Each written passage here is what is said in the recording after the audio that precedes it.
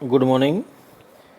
आज अपन पर्यावरण भूगोल का अगला यूट्यूब लेक्चर पारिस्थितिकी तंत्र की कार्यप्रणाली, जिसमें मुख्यतः भोजन श्रृंखला व भोजन जाल, functioning of ecosystem, food chain and food web, उसके बारे में अध्ययन करेंगे। लास्ट लेक्चर में अपने टाइप्स ऑफ इकोसिस्टम के बारे में अध्ययन किया था। पारिस्थितिकी तंत्र सदैव क्रियाशील रहता है। इसके क्रियात्मक स्वरूप या कार्यप्रणाली का संबंध ऊर्जा प्रवाह, पोषकता प्रवाह और खनिजों के प्रवाह से होता है। पारिस्थितिकी तंत्र में विभिन्न पदार्थों का प्रवाह एक चक्र के रूप में होता है। आवश्यकता अनुसार सजीव विभिन्न तत्वों को जलमंडल, स्थलमंडल व वायुमंडल से ग्रहण करते हैं तथा कुछ समय बाद पुनः वातावरण में मुक्त भी कर देते हैं। चूँकि इस चक्रीय अवस्था में जैविक एवं अजैविक दोनों ही प्रकार के घटक निरंतर क्रियाशील रहते हैं, अतः इसे जैव भू रासायनिक चक्र या बायो जियो केमिकल साइकिल भी कहा जाता है। एक पारिस्थितिकी तंत्र की कार्यप्रणाली को समझने के लिए उसकी खाद्य श्रृंखला, खाद्य वेव व पारिस्थितिक पिरामिड और खनिज पदार्थों के चक्रीकरण में ऊर्जा प्रवाह को समझना अति आवश्यक है। तो मुख्यतः खाद्य श्रृंखला या फूड चेन। खाद्य श्रृंखला या भोजन श्रृंखला विभिन्न प्रकार के जीवधारियों का एक क्रम है, जिसके द्वारा एक पारिस्थितिक तंत्र में ऊर्जा का प्रवाह निरंतर होता रहता है। हरे पादप ग्रीन प्लांट्स अपना भोजन अकार्बनिक पदार्थों, क्लोरोफिल और प्रकाश ऊर्जा की सहायता से स्वयं बनाते हैं, प्रकाश संश्लेषण या फोटोसिंथेसिस की प्रोसेस के द्वारा। और फिर प्राथमिक उपभोक्ता, जिसमें शाकाहारी इन्हें हरे पादपों को भोजन या फूड के रूप में उपयोग करते हैं। प्राथमिक उपभोक्ता को द्वितीयक उपभोक्ता एवं द्वितीयक उपभोक्ताओं को तृतीयक उपभोक्ता भोजन के रूप में प्रयुक्त करते हैं। इस प्रकार से हायरार्की बनी हुई है। उत्पादक, प्राथमिक उपभोक्ता, द्वितीयक उपभोक्ता, तृतीयक उपभोक्ता, चतुर्थ उपभोक्ता, इस प्रकार की एक क्रमबद्ध फूड चेन बनी हुई है। इस प्रकार पारिस्थितिक तंत्र में सभी उत्पादक एवं उपभोक्ता दोनों ही जीवित क्रम की व्यवस्था में रहते हैं, जिसे हम खाद्य श्रृंखला के नाम से जानते हैं। अर्थात वो आपस में एक दूसरे से अंतर संबंधित होते हैं, प्राथमिक, द्वितीयक, तृतीयक और उत्पादक। इस श्रृंखला के द्वारा जीवों में खाद्य ऊर्जा का श्रृंखलाबद्ध रूप से स्थानांतरण होता है। खाद्य श्रृंखला के संबंध में लिंडमैन ने 1942 में अपनी संकल्पना प्रस्तुत करते हुए बताया कि विभिन्न प्रकार के जीवों के परस्पर संबंधों का प्रमुख आधार भोजन ही है, फूड ही है। खाद्य श्रृंखला सदैव उत्पादक से ही प्रारंभ होती हैं और पारिस्थितिकी तंत्र में खाद्य श्रृंखला जितनी लंबी होती है उतनी ही अधिक ऊर्जा का रूपांतरण एक खाद्य स्तर से दूसरे व तीसरे खाद्य स्तर तक पहुंचने में होता है। खाद्य श्रृंखला जितनी छोटी होगी उतनी अधिक ऊर्जा की उपलब्धता उत्पादक से उपभोक्ता को मिलेगी। खाद्य श्रृंखला के प्रत्येक स्तर या बिंदु को जिससे होकर आहार ऊर्जा का एक वर्ग के जीवों से दूसरे वर्ग के जीवों से स्थानांतरण या गमन होता है, वो ऊर्जा स्तर या एनर्जी लेवल कहा जाता है। उदाहरण के रूप में समुद्री जल में जलीय पादप शैवाल होते हैं, अतः प्रथम पोषण स्तर का निर्माण करते हैं। छोटी मछलियाँ इनका भोजन के रूप में उपयोग करती है, अतः इनका पोषण स्तर द्वितीय प्रकार का हो जाता है। वहीं बड़ी मछलियाँ छोटी मछलियाँ को भक्षण या उसका भोजन करती हैं, तो उसका पोषण स्तर तृतीय स्तर का कहलाता है। प्राय एक खाद्य श्रृंखला में 5 या अधिक कड़ियाँ अर्थात पोषण स्तर पाए जाते हैं। खाद्य श्रृंखला वास्तव में निम्न पोषण स्तर से उच्च पोषण स्तरों में ऊर्जा के स्थानांतरण तथा गमन का एक श्रृंखलाबद्ध क्रम होता है। विभिन्न आवास क्षेत्रों या पारिस्थितिक क्षेत्रों में विभिन्न प्रकार की खाद्य श्रृंखलाएँ पाई जाती है। उदाहरण के रूप में एक घास स्थल की खाद्य श्रृंखला में पादप, शाक भक्षी व मांसाहारी जीव निम्न क्रमानुसार पाए जाते हैं। जैसे उत्पादक अपन प्लांट मान सकते हैं, शाक भक्षी में अपन हिरण को मान सकते हैं और मांसाहारी में हम शेर को माना जा सकता है। इस प्रकार से ऊर्जा के पोषण का तृतीय स्तर प्राप्त होता है, शेर। तो उत्पादक शाकाहारी और मांसाहारी, जिसमें पादप, हिरण और शेर क्रम से पाए जाते हैं। इस प्रकार इनमें घास स्थलों में ऊर्जा का स्थानांतरण प्रथम, द्वितीय और तृतीय उपभोक्ता तक चलता रहता है।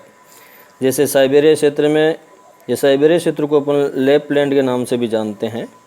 खाद्य श्रृंखला में मोसेस या मॉस एक प्रकार का पादप है प्लांट से, को खाद्य के रूप में रेंडियर खाता है, और रेंडियर को लैपलैंडर या लेप्स जो जनजाति है वो वहाँ के निवासी है। वो इस प्रकार ये हेट्रोट्रोपिक टाइप की ये श्रृंखला आगे बढ़ती जाती है। इसी प्रकार से महासागरीय खाद्य श्रृंखला में पादप प्लवक जो जिसको अपन पहला पोषण स्तर मान सकते हैं, उसी प्रकार से जल भ्रंत द्वितीय पोषण स्तर, छोटी मछलियाँ तृतीय पोषण स्तर, वे बड़ी मछलियाँ चतुर्थ पोषण स्तर आती है, और बड़ी मछलियों को पक्षी खाते हैं तो ये पंचम पोषण स्तर कहलाता है।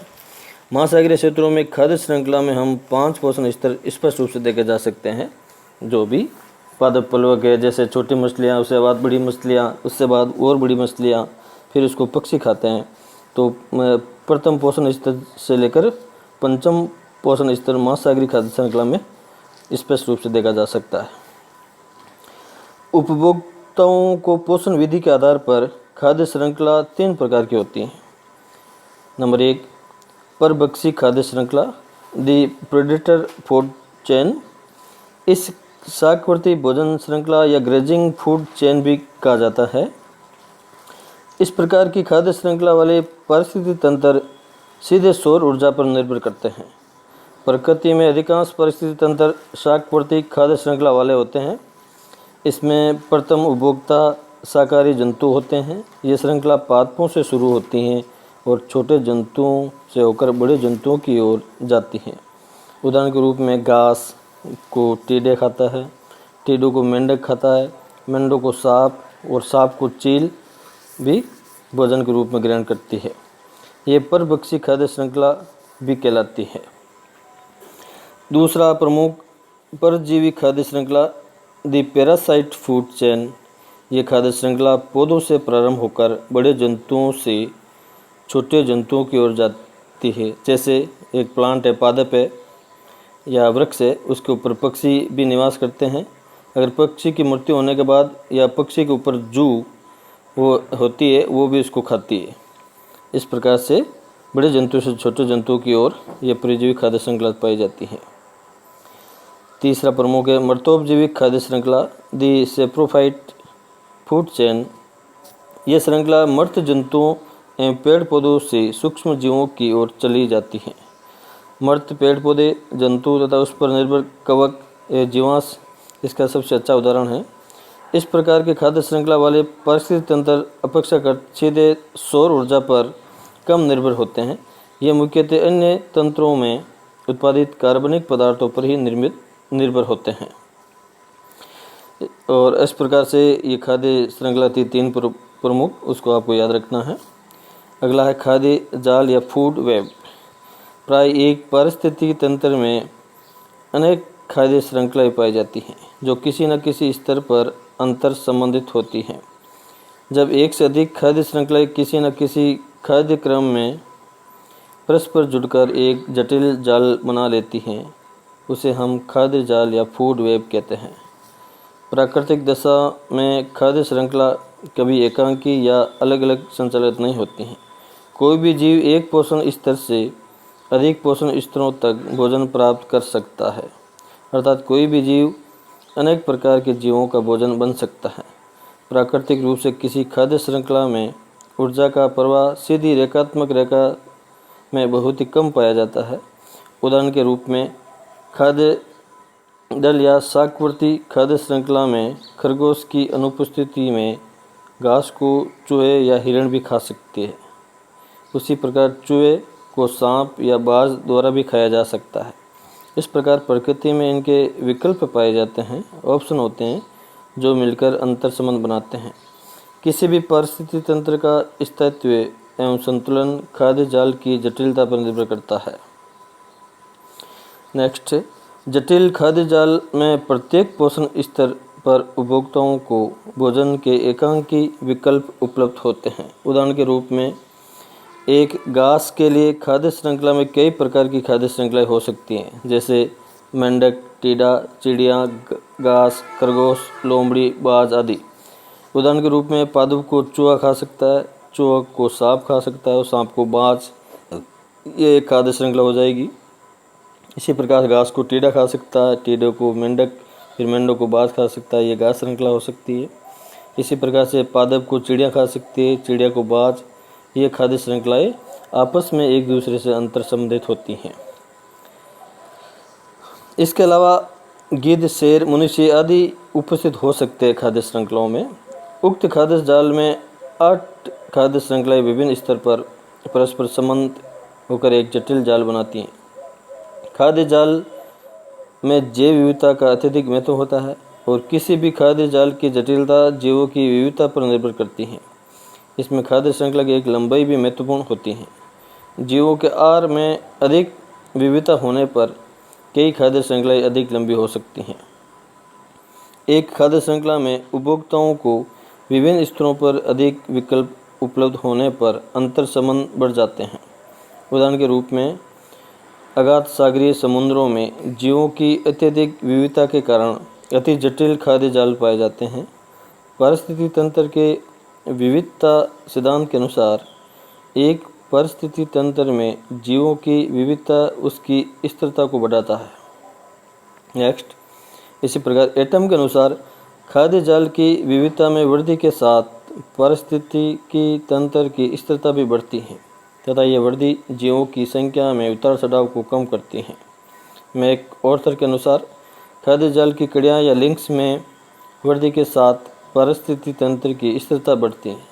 खाद्य जाल जितना अधिक विस्तृत होगा, पोषण की कड़ियाँ जितनी अधिक होगी, पारिस्थितिकी तंत्र में ऊर्जा प्रवाह के उतना ही अधिक वैकल्पिक पथ मिलेंगे या ऑप्शन मिलेंगे। खाद्य जाल के वैकल्पिक पथ पारिस्थितिकी तंत्र की स्थिरता बनाए रखते हैं। पारिस्थितिकी तंत्र में जितने अधिक वैकल्पिक पथ होते हैं, जीव संख्या के लिए पारिस्थितिकी तंत्र में होने वाली परिवर्तनों को सहन करने में तथा उनके साथ समायोजन एवं अनुकूलन के उतना ही अधिक अवसर मिलते हैं। उदाहरण के रूप में एक घास स्थलीय पारिस्थितिकी तंत्र में यदि खरगोश कम हो जाए तो संभवतः उन पर निर्भर बाज बुखार हो जाएगा, लेकिन ऐसा नहीं होता है। खरगोश की संख्या घटने पर अधिक पादप पल्वित होकर और अधिक फल व बीज उत्पन्न करेंगे, अतः वहाँ पर अधिक चूहे रहने लगेंगे और चूहों को उपलब्धता बढ़ जाने पर बाज खरगोश की कमी में चूहों को खाने लग जाएगा। ये संतुलित भौतिक पारिस्थितिकी तंत्र में समस्त जीवधारी जीवित रह सकते हैं। उदाहरण के रूप में किसी घास स्थल पारिस्थितिकी तंत्र में शाकाहारी जीवों की अनुपस्थिति में वनस्पति बहुत अधिक हो जाएगी और एवं पादप धीरे धीरे स्वयं मरने लगेंगे, अर्थात प्राथमिक उपभोक्ताओं या शाकाहारी जीव पौधों को खाकर पारिस्थितिकी तंत्र को संतुलित करेंगे। Thanks for watching.